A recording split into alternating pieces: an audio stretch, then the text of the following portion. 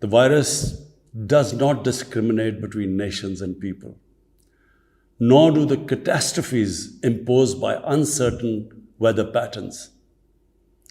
The common threats faced by us today not only expose the fragility of the international system, they also underscore the oneness of humanity. By the grace of Almighty Allah, Pakistan has been successful so far in containing the COVID pandemic. Our collaborated strategy of smart lockdowns helped save lives and livelihoods and kept the economy afloat.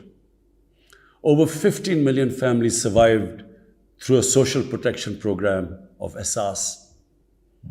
Mr. President, climate change is one of the primary existential threats that our planet faces today. Pakistan's contribution to global emissions is negligible, yet we are among the 10 most vulnerable countries to the effects of climate change in the world. Being fully aware of our global responsibilities, we have embarked upon game-changing environmental programs, reforesting Pakistan through our 10 billion tree tsunami, preserving natural habitats, switching to renewable energy, removing pollution from our cities, and adapting to the impacts of climate change. To address the triple crisis of COVID pandemic, economic downturn, and climate emergency, we need a comprehensive strategy that should include, number one, vaccine equity. Everyone, everywhere, must be vaccinated against COVID, and as soon as possible. 2, adequate financing must be made available to developing countries. This can be ensured through comprehensive debt restructuring, expanded ODA, redistribution of unutilized SDRs, and allotment of a greater proportion of SDRs to developing countries. And finally, provision of climate finance. 3, we must adopt clear investment strategies which help alleviate poverty, promote job creation, build sustainable infrastructure, and of course, bridge the digital divide. I propose that the Secretary General convene an SDG summit in 2025 to review and accelerate implementation of Sustainable Development Goals. Mr. President, because of the plunder of the developing world by their corrupt ruling elites, the gap between the rich and the poor countries is increasing at an alarming speed. Through this platform, I've been drawing the world's attention towards the scourge of illicit financial flows from developing countries. The Secretary General's high-level panel of financial accountability, transparency, and integrity, called the FACT-I panel, has calculated that a staggering $7 trillion in stolen assets are parked in financial haven destinations. This organized theft and illegal transfer of assets has profound consequences for the developing nations. It depletes their already meager resources, accentuates the levels of poverty, especially when laundered money puts pressure on the currency and leads to its devaluation. At the current rate, when the FACT-I panel estimates that $1 trillion every year is taken out of the developing world, there will be a mass exodus of economic migrants towards the richer nations. What the East India Company did to India, the crooked ruling elites are doing to the developing world, plundering the wealth and transferring it to Western capitals and offshore tax havens. And Mr. President, retrieving the stolen assets from the developed countries is impossible for poor nations. The rich countries have no incentives or compulsion to return this ill-gotten wealth.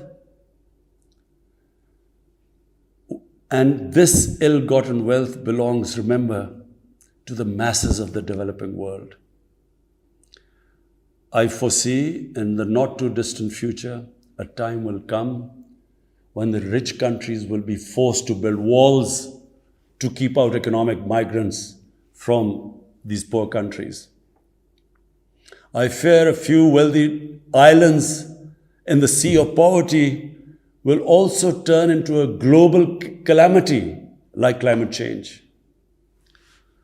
The General Assembly must take steps meaningfully to address this deeply disturbing and morally repugnant situation, naming and shaming the haven destinations and developing a comprehensive legal framework to halt and reverse the illicit financial flows are most critical actions to stop this great economic injustice. And at a minimum, the recommendations of the Secretary General's FACTI panel should be fully implemented. Mr. President, Islamophobia is another pernicious phenomenon that we all need to collectively combat. In the aftermath of the 9/11 terrorist attacks, terrorism has been associated with Islam by some quarters. This has increased the tendency of right-wing, xenophobic and violent nationalists, extremists and terrorist groups to target Muslims. The UN Global Counter-Terrorism Strategy has recognized these emerging threats.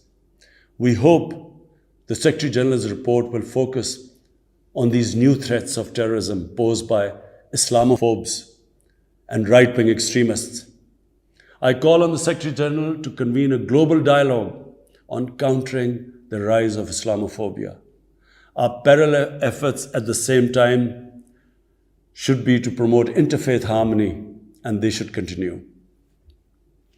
Mr. President, the worst and most pervasive form of Islamophobia now rules India.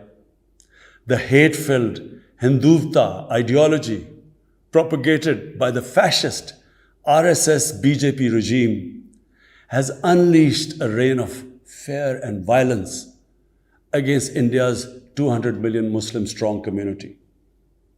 Mob lynching by cow vigilantes, frequent pogroms such as the one in New Delhi last year, discriminatory citizenship laws to purge India of Muslims, and a campaign to destroy mosques across India and obliterate its Muslim heritage and history are all part of this criminal enterprise. New Delhi has also embarked on what it ominously calls the final solution for Jammu and Kashmir dispute.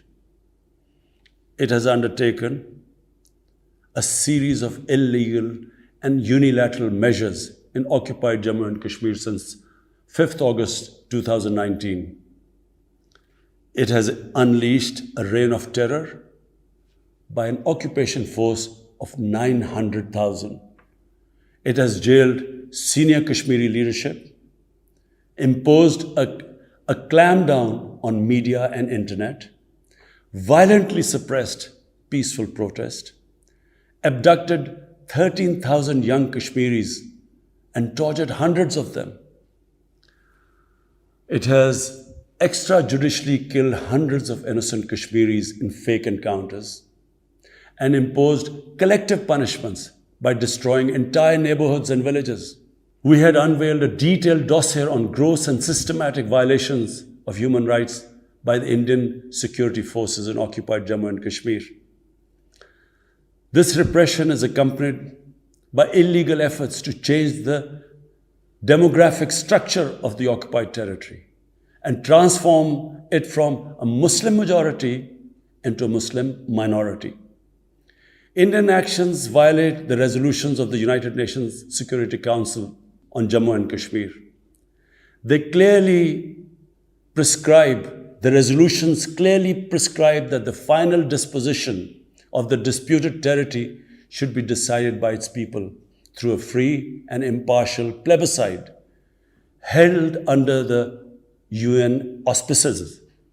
India's action in occupied Jammu and Kashmir also violate international human rights and humanitarian laws, including the Fourth Geneva Convention, and amount to war crimes and crimes against humanity. It is unfortunate, very unfortunate, that the world's approach to violations of human rights lack even-handedness and even are selective.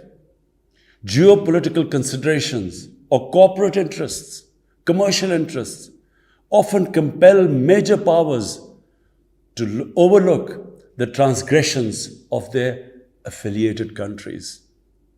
Such double standards, and the most glaring in case of India, where this RSS BJP regime is being allowed to get away with human rights abuses with complete immunity. The most recent example of Indian barbarity was the forcible snatching of the mortal remains of the great Kashmiri leader, Sayyid Ali Shah Gilani, from his family, denying him a proper Islamic funeral and burial in accordance with his wishes and the Muslim tradition. Devoid of any legal or moral sanction, this action has been against the basic norms of human decency. I call on this General Assembly to demand that Sayyid Gilani's mortal remains be allowed to be buried in the cemetery of martyrs with the appropriate Islamic rites. Mr. President, Pakistan desires peace with India as with all its neighbors. But sustainable peace in South Asia is contingent upon resolution of the Jammu and Kashmir dispute in accordance with the relevant United Nations Security Council resolutions and the wishes of the Kashmiri people. Last February, we reaffirmed the 2003 ceasefire understanding along the line of control. The hope was that it would lead to a rethink of the strategy in Delhi. Sadly, the BJP government has intensified repression in Kashmir and continues to vitiate the environment by these barbaric acts. The onus remains on India to create a conducive environment for meaningful and result-oriented engagement with Pakistan. And for that, it must do, number one, reverse its unilateral and illegal measures instituted since 5th August 2019. Secondly, stop its oppression and human rights violations against the people of Kashmir. And three, halt and reverse the demographic changes in the occupied territory. It is also essential to prevent another conflict between Pakistan and India. India's military buildup, development of advanced nuclear weapons, and acquisition of destabilizing conventional capabilities can erode mutual deterrence between the two countries. And now, Mr. President, I want to talk about Afghanistan. The current situation in Afghanistan, for some reason, Pakistan has been blamed for the turn of events by politicians in the United States and some politicians in Europe. From this platform, I want them all to know the country that suffered the most, apart from Afghanistan, was Pakistan when we joined the US war on terror after 9/11. 80,000 Pakistanis died. $150 billion was lost to our economy. There were 3.5 million internally displaced Pakistanis. And why did this happen?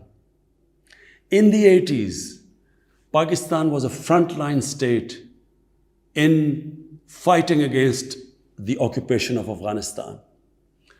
Pakistan and the United States trained Mujahideen groups to fight for the liberation of Afghanistan. Amongst those Mujahideen groups were Al-Qaeda, were various groups from all over the world. There were Mujahideen, Afghan Mujahideen. These were considered heroes. President Ronald Reagan invited them to White House in 1983. And according to news items, he compared them to the founding fathers of the United States. They were heroes. Come 1989, the Soviets leave. So do the Americans, abandon Afghanistan. Pakistan was left with 5 million Afghan refugees. We were left with sectarian militant groups which never existed before. But the worst cut of it was that a year later, Pakistan was sanctioned by the US. We felt used. Fast forward 9/11, Pakistan is needed again by the US because now their US-led coalition is now invading Afghanistan, and it could not happen without Pakistan providing all the logistical support. What happened after that? The same mujahideen that we had trained that fighting foreign occupation was a sacred duty, a holy war, or jihad, they turned against us. We were called collaborators. They declared jihad on us. Then all along the tribal belt bordering Afghanistan, the Pakistan semi-autonomous tribal belt, where no Pakistan army had been since our independence, they had strong sympathies with the Taliban, Afghan Taliban, not because of their religious ideology, but because of Pashtun nationalism, which is very strong.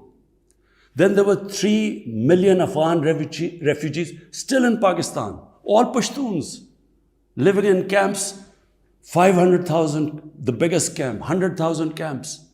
They all had affinity and sympathies with the Afghan Taliban. So what happened?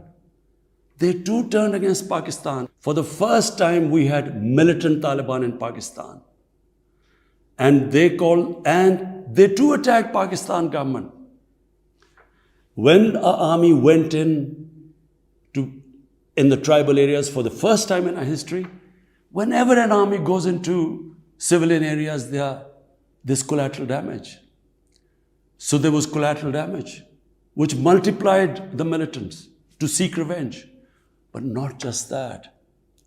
The world must know that in Pakistan, there were 480 drone attacks conducted by the US. 480 drone attacks. And we all know that drone attacks are not that precise.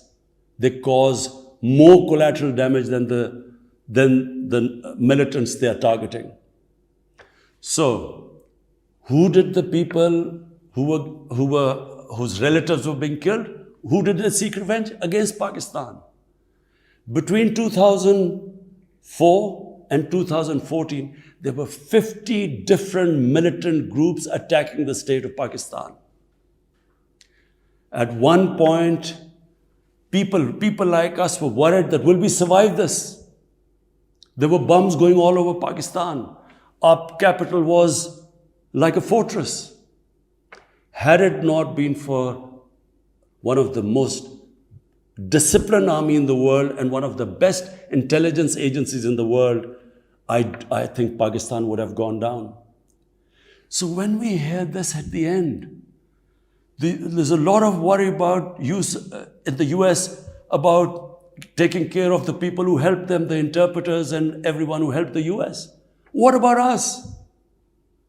The only reason we suffered so much was because we became an ally of the US, of the coalition in the war against Afghanistan, where there were attacks being conducted from Afghan soil into Pakistan. At least there should have been a word of appreciation. But rather than appreciation, imagine how we feel when we are blamed for the turn of events in Afghanistan. After 2006, it became apparent to everyone who understood Afghanistan's history that there would be no military solution in Afghanistan.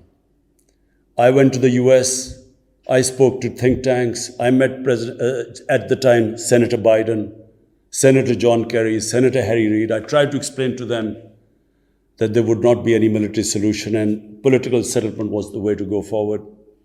No one understood then.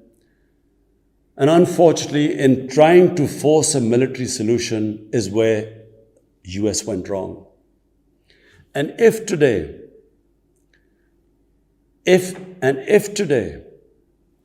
the world needs to know why the Taliban are back in power, all the world has to do is do a deep analysis of why 300,000 well-equipped Afghan army, and remember, Afghans are one of the bravest nations on earth.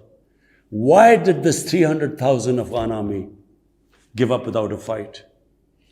The moment a deep analysis of this is done, the world would know why the Taliban are back in power, and it's not because of Pakistan. So, Mr. President, right now, the whole world community should think, what is the way ahead?